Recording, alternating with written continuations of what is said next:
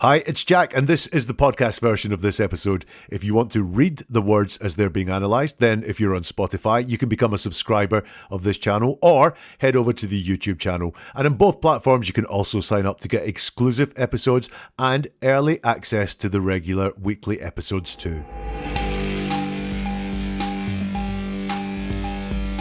When someone goes missing, suspicion often falls on the last person to see them. When children go missing, suspicion often falls on the parents. Now, that suspicion is often unjustified and wrong. So let me guide you into looking at how that person talks to see if they're a desperately worried person or hiding something. So you'll know how to listen to and how to decode something like this. As soon as I seen they were missing, I jumped right in the vehicle and I did every dirt road and searched every culvert. The very first day I wasn't around very much because I was just searching. I was running through the woods, screaming their name till my throat hurt. Welcome to Never a Truer Word, where we look at the words that people choose to use to see if they're telling the truth, the whole truth, and nothing but the truth. And what I do here is different from anywhere else. I strip away everything apart from the words that are said and then use my process of statement investigation to give you the key to seeing possible deception, possibly where the truth is, and also the motivations of the person talking. Now, at the time of recording in Nova Scotia, Canada, 6-year-old Lilly Sullivan and 4-year-old Jack Sullivan are missing. I've done an episode looking at the only interview their mom gave, and I had some concerns on the back of that. I'll go through those concerns again here as we look at the stepfather, Daniel Martell. He has spoken a lot more, as we'll see, and it's him speaking that we're going to analyse in this episode. Just like I did last time, as it is a parent of a missing child, what I'm going to do is look at what the concern is. What are they concerned about? Where's Dan's focus? What is he focusing on? And concepts that he repeats when he talks, because that will show us what is going on inside his head, what is high priority for him, which is coming out in his words. So let's have a look and listen to the words of Daniel Martell. The last few days have been very stressful. I mean, ever since the Friday morning when we noticed that the children were gone. Immediately jumped in the vehicle, surveyed all the areas, many dirt roads, many culverts as I could, and waited for the police to get there. A very short clip of Dan to start off with there. He said the last few days have been very stressful. That's the first thing he mentions. And what I'm taken by immediately is his focus on himself, the stress that has been on him. Now, generally, people like to tell the truth. I believe here that we have this guy telling the truth. The last few days have been very stressful, but he doesn't say why they've been stressful. He goes on to talk about the search. Is the search been stressful? But certainly no concern voiced for the children. It's been very stressful, worrying about those two kids. He says, I mean, ever since Friday morning. Now, Dan stutters and repeats himself a lot. I think it's his sort of natural way of talking. Stuttering can indicate stress, and he is saying there he is stressful. But I do think that there is some stuttering that is in his way of talking, maybe a low confidence way of talking. So ever since Friday morning, when we noticed the children were gone. Now, this phrase is interesting here. When we noticed the children were gone. I said when I looked at the mom that she was telling the story very much from the point of view of we. She spoke about what we did and we noticed a lot rather than telling it from her point of view. When I noticed things, she used we a hell of a lot more, and we have a similar thing here. It wasn't that one of these people, wasn't Dan or it wasn't the mom that noticed the children were gone. It was we. It was the pair of us noticed that the children were gone. And noticed is interesting. That's almost casual. Oh, I noticed you've got a new dress. I noticed you've painted the wall. It's like an observation rather than realised, hit us. It's just very casual in terms of noticing some that children have gone rather than realising that the children have gone, rather than it being a little bit more immediate. They sort of casually noticed the children were gone. He says then immediately jumped into the vehicle. Now, what I spotted from the mom was she talked about instantly calling 911, instantly going searching, and she was very keen in her words to tell us how fast they reacted. She could just tell us how they reacted. That would be absolutely fine. I felt she had a need to persuade us how fast these guys reacted as soon as they saw the children were gone. Now, that made me think, did they really move that fast? Does she have a need to persuade and convince us that they moved fast? And I have the same thing here from him. As soon as he noticed the children were gone, I immediately jumped in the vehicle. Now, doesn't make loads of sense, actually, when you think about the use of that word immediately, because as soon as we noticed the children were gone, and he's going to say this at other points in the words we look at, he searched around places they could be around the house first, and then jumped in the vehicle. And that's what you would expect, isn't it? You know, you wouldn't see the children have gone and immediately jump in a car without checking the immediate vicinity. But that's not what he says in his words there. And I think that's because he also has this need to persuade us how quickly they acted. I'm not sure they acted that quick. I think there is a delay between the children going missing or them noticing the children have gone missing and any actions that they took. He also has dropped a pronoun. He doesn't say, I immediately jumped in the vehicle, which would be ownership of the action. When we say I, my, me, we really own and commit ourselves to the words that we are using. But he doesn't say I there at all. He just says, immediately jumped in the vehicle. So that I don't think he immediately jumped in the vehicle. Two tells there for me that he didn't jump in the vehicle immediately. He says, surveyed all the areas, as many dirt roads, as many culverts as I could, and waited for the police to get there. Now, I thought surveyed was an interesting word. Surveyed is when you are looking to see something, to take in what's there. It's not searching for something. It's not looking for something. It's not hoping to find something. It's just surveying, which is taking in all what you see rather than looking for something specific. He talks about as many dirt roads, as many culverts as I could. Now, I'm going to flag up culverts here. Water is a recurring theme in what Daniel talks about. And a culvert drains water, or is a drain through a tunnel and so on. And this is the first mention we'll see here of him mentioning something related to water. Now, I will say it was rainy. I think it was rainy in that clip. There's certainly clips where it was rainy. And the mom also said in her interview there was a lot of rain that day. So it would make sense to look in culverts for sure. I'm not saying it's a nonsensical thing to do.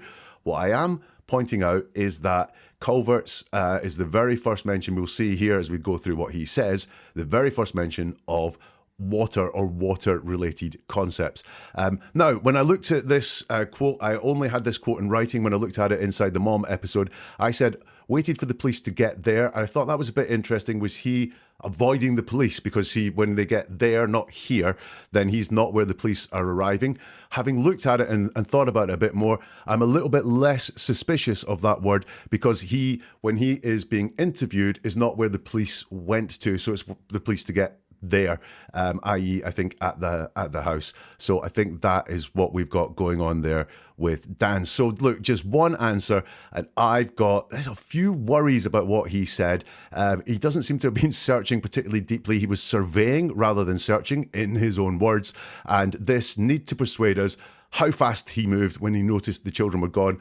Noticed the children were gone, a little bit casual for my liking, and also that concern for himself and not for the children there, by talking about how stressful the last few days have been. Let's have a listen to a little bit more now of Dan talking. We were searching. We covered everywhere possible. Even in the first day we did.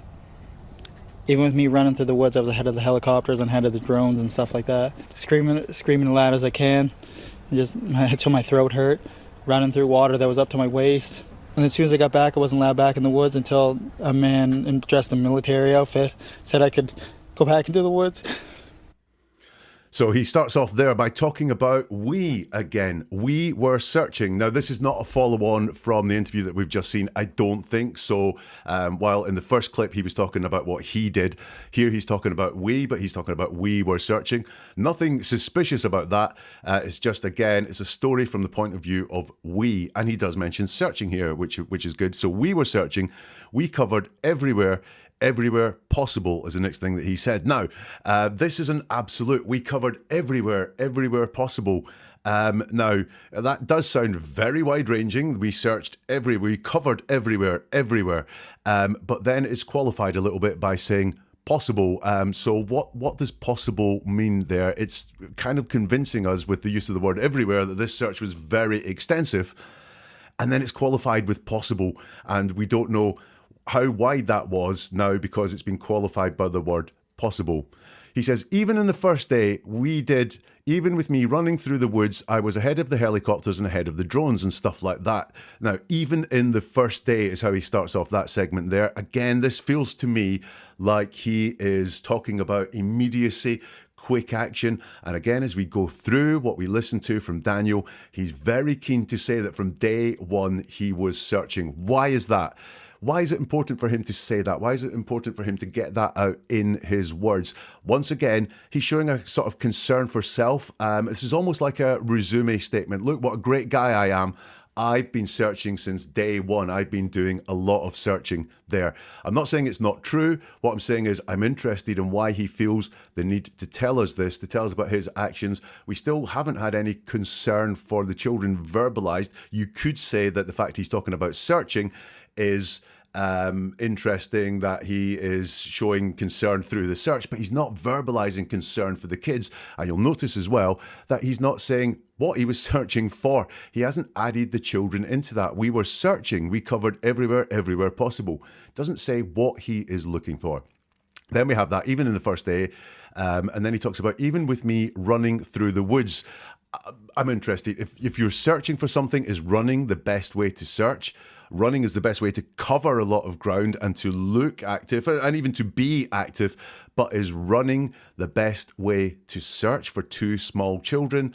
Or is this, again, a need in language to show how active he has been, to get across to us just how much damn work that he has done? And he talks about running through the woods, and woods will come up a lot with this guy. Why is that? Woods are obviously very important to him. That's what we can tell by words that people use a lot. We'll see him talk about woods a lot. Or is he convinced that these children are in the woods? We don't know right now, but he does say woods at all.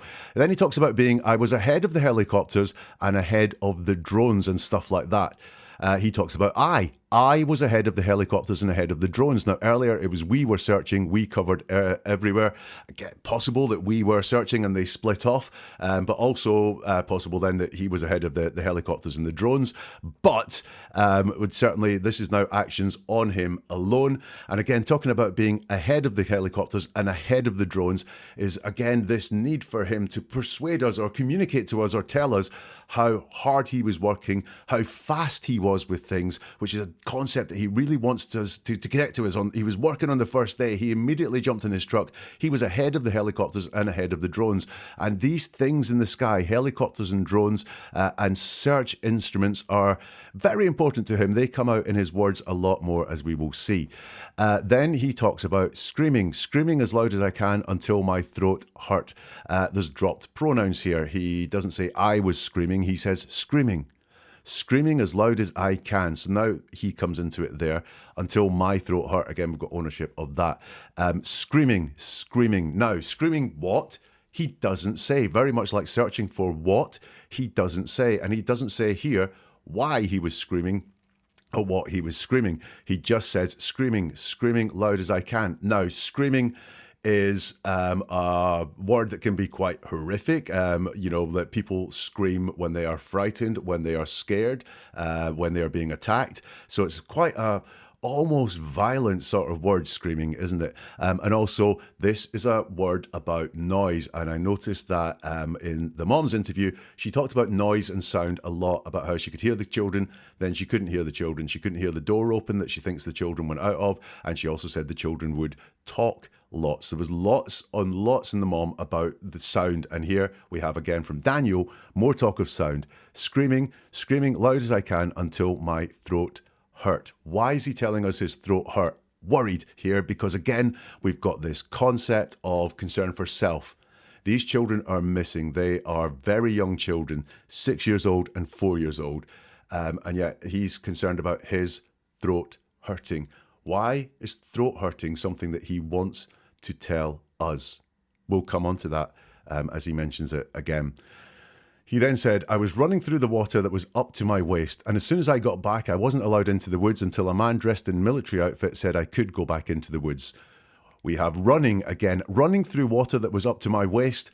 That's not really possible. You wade slowly through water that is up to your waist. So what is the concept that he's trying to get across here? Again, is this to show how active, how fast he was moving with all of this? It seems really important for him to get across to us how fast this guy was moving.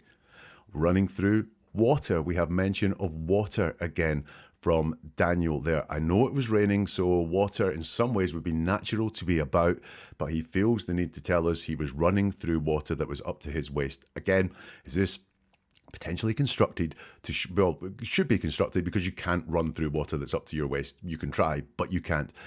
So is this to show how active he was? But the mention of water is there again. And then he talks about, I wasn't allowed back in the woods. And he doesn't really, again, this doesn't join up. He doesn't tell us that he left the woods and tried to get back into the woods. He just says to us, I wasn't allowed back in the woods until a man dressed in military outfit said I could go back into the woods. I don't quite know why he feels the need to tell us that he couldn't get into the woods until he could get into the woods. But again, getting into the woods is really, really important to Daniel. Let's get some more from the guy.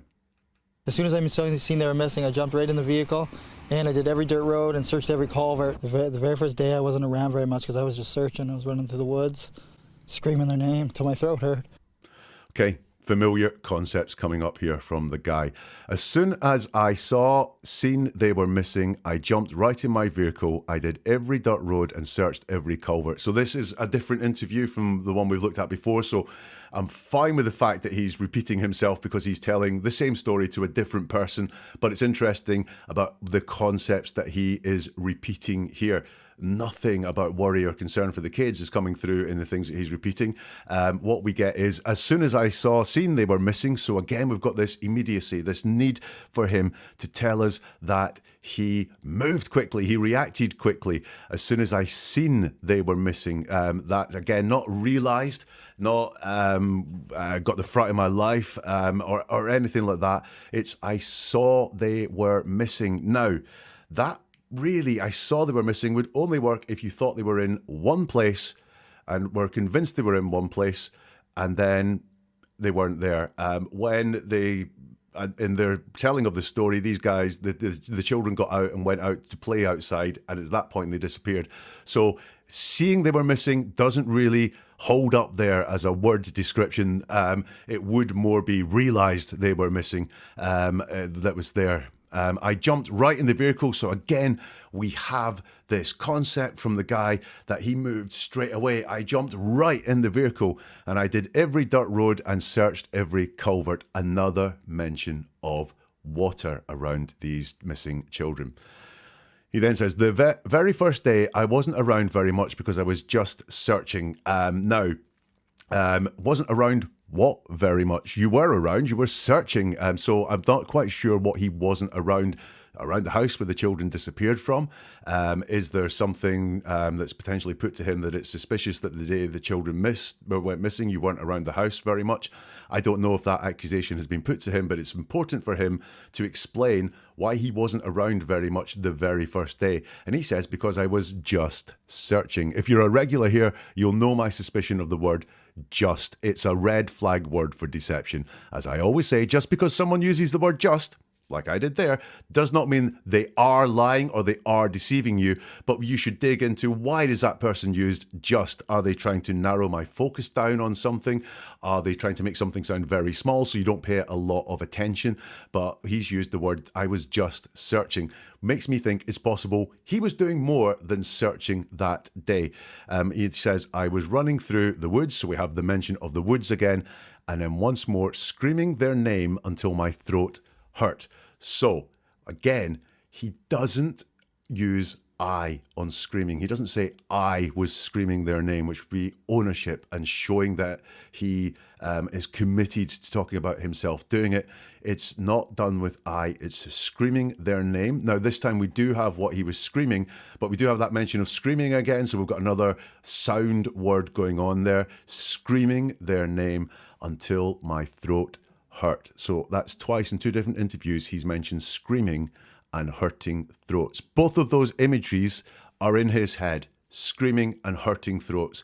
And in my opinion, in my thoughts, those are not, screaming and sore throats are not reassuring words to hear from the last person to see children alive at the moment. And I hope I'm really wrong on that one, but I do not like screaming and throat hurting. Twice now he's done it. I do not like them coming from someone who is talking about being searching for these children. I could be wrong. I really do hope I'm wrong, but I do not like those words there. So we've looked at a lot of Daniel talking so far. I see repeated mentions of water, repeated mentions of the woods, repeated mentions of a throat hurting, and a sense of immediacy that he wants to get across to us, and also conveying the fact that he was out there searching and how hard he was working on the search is very, very important to the guy. Coming up, we'll look at how Daniel talks in detail about the moment he realised the children were missing. And what doesn't he speak about? That is possibly very revealing. Hey, listen, ever feel like you're not being told the full story? I'm feeling like that right now with Daniel. And you're right, because this is happening to you all the time. I'm here to give you the key to digging deeper into that, because this is about hearing the world with new ears. That's what I do in this channel. I hope that I can help people hear the world in a very different way. So I want to share this with as many people as possible. So if you want to unlock the secret for yourself, subscribe to this channel, follow it, join in the movement, and delve into the archives. There's a treasure trove of cases waiting for you to explore.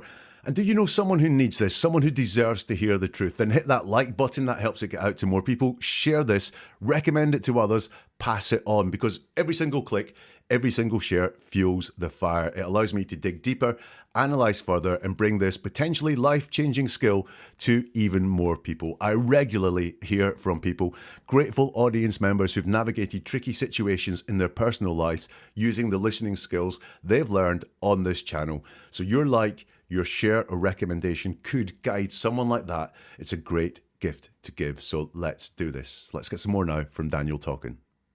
They hate being wet and cold, so they immediately would have came right back into the house. The only two prints are right beside the house facing the road, and then that's it. And finally, we have Daniel talking in some detail about the children. He says they hate being wet and cold, so they immediately would have came right back into the house. The only two prints are on the right beside the house facing the road, and then that's it.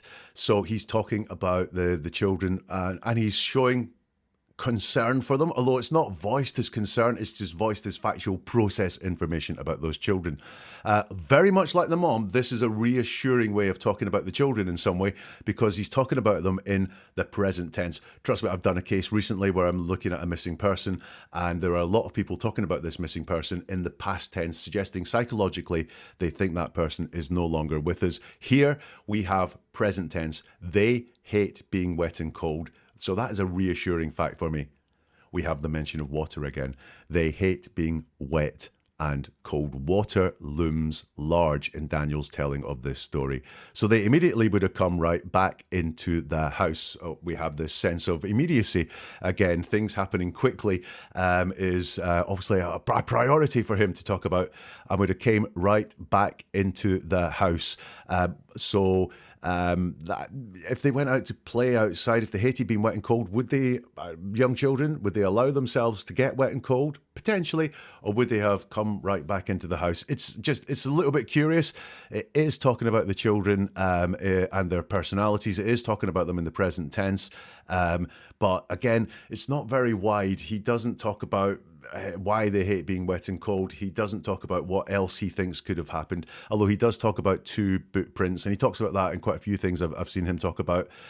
He's very focused on these boot prints, although they do, like he says, there are two footprints facing the road, and then that's it. He doesn't, again, expand on what he thinks or what he means by mentioning those things. Anybody who has any information, or you think you've seen something or hear something, or any messages from friends about hearing something, just contact your local police services. Anything, guys, anything. I included that because this is him appealing for information, and it looks like a genuine appeal for information. He's not frightened of what information it appears could come forward. Anybody who has any information or you think has seen something or hear something or any messages from friends about hearing something, just contact your local police services. Anything, guys, anything. So Whatever the truth of this whole situation is, he's not frightened of appealing and asking for anybody who has any information to get forward to local police. He is very open to the idea that people can come forward to the police with any information. That's all very wide. But did you notice anything else there? The focus on hearing something. Anybody you think has seen something, so that's seen something, and that's entirely natural with missing children. Have you seen them, or have you seen children's clothing, or anything like that? And then, or hear something. So we've got focus on sound again. Did anyone who hear something or any messages? Now, messages can be written, but again, messages are a sort of verbal way of communicating. Again, verbal noise from friends about hearing something. So this makes me wonder that, again, sound is really important. Was there some sound, some noise associated with the children going missing? And that is leakage from inside him, that he knows that noise was associated with these children going missing. Let's get some more from Daniel. I'm out here still searching, still fighting to try to find them.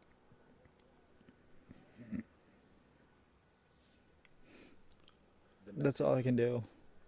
The message is still, if anyone knows anything? If anybody knows anything, just come forward as soon as possible. 2 little kids are still out there. I want to find them. That's really all I can do.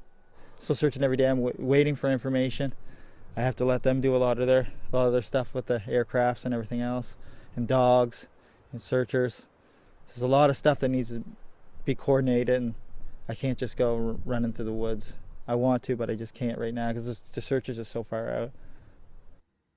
So he starts off there by saying, I'm out there still searching, still fighting to try and find them. That's all I can do.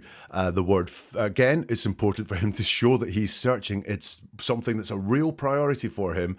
You'll notice he's obviously not searching when he's giving these interviews. I'm not saying that's suspicious, but he really wants to convey that he is searching. In fact, him there searching is just the most important thing for him to get across to us. How he's searching, maybe that is to convince us that he has hope that these children are still alive. And he says still, as if he's still searching, still fighting, as if he's not giving up, as if it's, look, I still have the hope here. I still believe that I can find these children.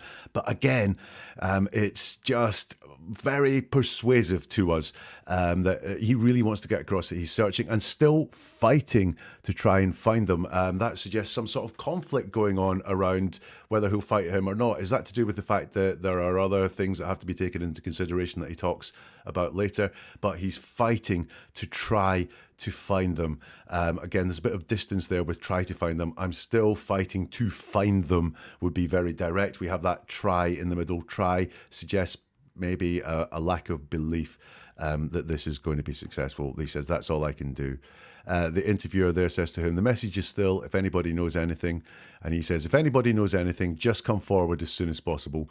2 little kids are still out there. I want to find them. That's really all I can do. So again, we have this wide-ranging, if anybody knows anything, come forward as soon as possible, which is a concept we've seen from him before. He's very comfortable in hoping that he, or appealing to anyone to come forward and say anything. And then he says, 2 little kids are still out there. Interesting. Again, it is a mention of the children. It's an acknowledgement that they are missing. There's no concern voiced for them, though. There's sort of implicit concern, but he doesn't say, they really need to be found. They're scared. I'm really concerned about their welfare or anything like that. And also he says 2 little kids are still out there. Now, these children went missing. He's going to talk, and the mum's talked about the possibility of abduction. They don't think it's a high possibility, but it's a possibility of abduction. Therefore, he's out there. I'm presuming he's talking about the woods again, that sort of area. And it seems to be, and this came through in the moms as well, that they are convinced the children are out there, outdoors, away from the house, not abducted. And if a child was abducted, we'd presume that they were out there in a wider sense, but maybe sheltered at the very least. But these kids are still out there. I want to find them. That is really all I can do. Again, he's just saying that he's doing all that he can. He wants to show how busy, but really it's not about how busy. It's important for him to get across this searching thing. He says, again, still searching every day. Look, I'm still doing this. I haven't given up. Now, there's another reason why that could be, which is Mom's disappeared. She, and I know this not from the statements, but she has gone away from the house that she shared with Daniel and 3 kids, 2 of which are missing. So is this him saying, look, I am the one that is still here, that is still searching while Mom has disappeared? Is that the need to say he's still searching while Mom's given up? I'm waiting for information. I have to let them do a lot of this stuff, the stuff with the aircraft and everything else. We have more sense of things in the sky. I think he talked about helicopters, planes, drones earlier, aircrafts. So these seem to be very important for him to mention these things, circling over the area, looking down for the children. And dogs and searchers, there's a lot of stuff like that needs to be coordinated. I can't just go running through the woods. We have mention of the woods again, and we have again this running through the woods concept, which to me is not searching. And what he's talking about there is the difference between this methodical search that the law enforcement are doing with aircrafts and drones and dogs and searchers, and then a lot of stuff that needs to be coordinated, very methodical, and he just wants to go running through the woods. I think what's important for him isn't really the search, it's the fact that he's seen to be active and searching and still searching. That appears to me to be more important to him in his words than the actual search itself. He says, I want to, but I can't right now because the search is just so far out. Now, we have a bit of a contradiction there because he said he's still searching every day, and then he seems to say, I can't go running through the woods. I want to, but I can't right now because the search is just so far out. So is he saying he is searching, or is he saying he can't search right now because his type of search wouldn't go with the police type of search? I'm unsure of what is going on there, but while he wants to show us how active he is, he's now telling us he can't just go running through the woods. So that's all the video I've got to listen to what Daniel says. I did find an interview that was clipped in an article online, so let me read through that. And the quotes from Daniel in this article are, as soon as I noticed that I didn't hear anything, I immediately jumped out of the bed. I searched the bedrooms and looked in the backyard because they go looking for bugs and grass to feed the chickens. So, same old concepts here. As soon as I noticed, I didn't hear anything. So as soon as I noticed, I did something. I immediately jumped out of the bed. So again, we have this need to persuade us that the action was instant. As soon as I noticed I didn't hear anything, I immediately jumped out of the bed. We have that casual word, noticed. As soon as I noticed that I didn't hear anything, so we've got the sense of sound again, the fact that the sound stopped, and that is what alerted them. I didn't hear anything. We'll notice again, it's I didn't hear anything now. And the telling, the mom tells they could hear the kids playing, and then they noticed they couldn't hear the kids playing, that it had gone quiet. But he doesn't say I couldn't hear the kids playing, it's I didn't hear anything. I immediately, he moved immediately. We know Dan got out of bed. I searched the bedrooms and looked in the backyard because they go looking for grass to feed the chickens. And when I noticed they weren't there, I jumped in my vehicle and surveyed every dirt road and culvert that a culvert I could find. So we have, I searched the bedrooms and looked in the backyard because they go looking for bugs and grass to feed the chickens. So he needs to tell us why he searched the backyard. And this is almost a kind of binary search. I checked the bedrooms and the backyard. He doesn't say he checked anything else out. It was check the bedrooms and then the backyard. No mention of living room, lounge, kitchen, front yard, immediate vicinity or anything like that. It's kind of like he checked the bedrooms, he checked the backyards and ruled that out. Again, when I noticed they weren't there. Now, again, he doesn't know where they are. He's searching for them, so he can't notice they weren't there. That's what happens when you expect to see something or casually see something. So that word noticed, it's way too casual and it's not used right here. Again, it's not realized or it dawned on me or anything like that. It's I noticed they weren't there. I jumped in my vehicle and surveyed every dirt road and culvert I could find. So we have that mention of the water again. He then said in this article, they went to the back sliding door. It's virtually silent when you try to open it. Now, he doesn't say how he knows they did this. because if what he's telling us is that the children were up playing, and as soon as they went quiet, he got up and looked. How does he know they went to the back sliding door? He may be able to tell us they went out the back sliding door, especially if the door was open, or that's the only way out of the house. But it's very curious to me that he is talking about knowing what happened. They went to the back sliding door. He then says it's virtually silent when you try to open it. So virtually silent is not silent. That's an observation of mine there, is that it obviously makes some noise because it's not silent. It's virtually silent. And when you try to open it, not when you open it, but when you try to open it, again, very curious wording. Mom was the same around this back sliding door. He talks about the foot tracks again. We only found 2 boot tracks outside the house, about 10 feet away from the backyard. He then talks about the possibility of abduction. He says, I have no idea why anyone would want to take them. Now, no idea is another red flag for deception case here. Look, I've got some ideas why people would want to adopt them. I've got possibilities. I don't have any proof or any real evidence to think about why someone would try to abduct them. But I do have ideas about why someone would try to abduct 2 young kids. But he has no ideas why anyone would want to take them. And then he says, but they're easy to take. Now that's curious to me, worrying to me, because that suggests experience of taking them. He doesn't say they would be easy to take, or I imagine it wouldn't be hard to take them. It's they are easy to take. They're easy to take. That's talking from experience, not talking about a possibility there. They're easy to take. If they would have wandered to the road, they would get in any car as long as you offered them food or water.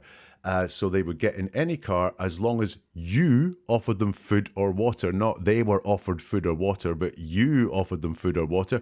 We have, again, a mention of water once more.